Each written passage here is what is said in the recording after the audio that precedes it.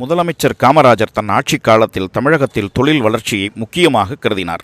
5 ஆண்டு திட்டங்களுக்கான காலகட்டத்தில் தொழில் அமைச்சர் ஆர். வெங்கட்ராமனின் சீரிய ஒத்துழைப்போடு உதவியோடு மணலி ரீஃபைனரிஸ் தொடங்க திட்டமிடப்பட்டது. இந்த திட்டம் தென்கிழக்கு ஆசியாவின் மிகப்பெரிய திட்டங்களின் வரிசையில் இடம்பெறத்தக்க திட்டமாக உருவெடுத்தது. சுத்திகரிப்பு ஆலைக்கான நில ஆர்ஜிதம் பற்றிய பிரச்சனை இருந்தபோது ஏறத்தாழ 600 ஏக்கர் நிலப்பரப்பு அரசின் திட்ட வரையறைவுக்குட்பட்டு இருந்த நிலம் மணலி ராமகிருஷ்ண முதலியார் குடும்பத்திற்கு சொந்தமானதாக இருந்தது.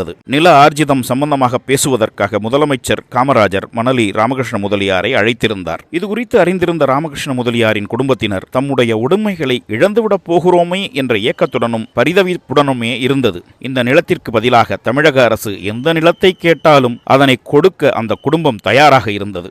ஆனால் மணலி நிலத்தை மட்டும் விட்டுவிடக்கூடாது என்று அந்த குடும்பத்தினர் யோசித்துக் கொண்டிருந்தார்கள். முதல்வரிடம் ராமகிருஷ்ண முதலியார் தயங்கியபடியே இதை சொன்னார். இதுல எல்லாம் இவ்வளவு சென்டிமெண்டா இருந்தா எப்படின்னே? பரவாயில்ல, தமிழ்நாட்டுக்கு ஒரு ஆளை வரும், நீங்க மனசு வச்சா என்று சொன்னார் முதலமைச்சர். இந்த இடத்தில் இல்லை என்றால் மணலி ஆலை தமிழ்நாட்டுக்கு வராது, வேறு எங்காவது வேறு மாகாணத்துக்கு சென்றுவிடும். பரவாயில்லை, பார்க்கலாம் என்றார் முதலமைச்சர். அவரிடம் தமிழகத்தை தொழில் ரீதியாக முன்னேற்ற பாதையில் அழைத்துச் செல்ல வேண்டும் என்ற தனியான ஆசை இருந்தது. அவர் நினைத்திருந்தால் இந்த திட்ட வெற்றிக்கு மணலி குடும்பத்திற்கு அழுத்தம் கொடுத்து கேட்டிருக்கலாம். அவரிடம் அரசு இயந்திரம் இருந்தது, அதிகாரம் இருந்தது, செல்வாக்கு இருந்தது, புகழ் இருந்தது. அவர் கொடிகட்டி பறந்து கொண்டிருந்த நேரம் அது. ஆனால் அதனையெல்லாம் கடந்து அவர் மனிதாபிமானத்தோடு அந்த குடும்பத்திடம் அமைதியாக கேட்டார். கடைசியில் சரி, பரவாயில்லை, பார்க்கலாம் என்றார். மற்றவர்களது உணர்ச்சிகளையும் உரிமைகளையும் மதித்திடும் அந்த பெரும் குணத்துக்கு அந்த வினாடியே பெரியவர் ராமகிருஷ்ண முதலியார் தன்னை அர்ப்பணித்துக் கொண்டு விட்டார். பளிச்சென்று சொன்னார், சரிங்க,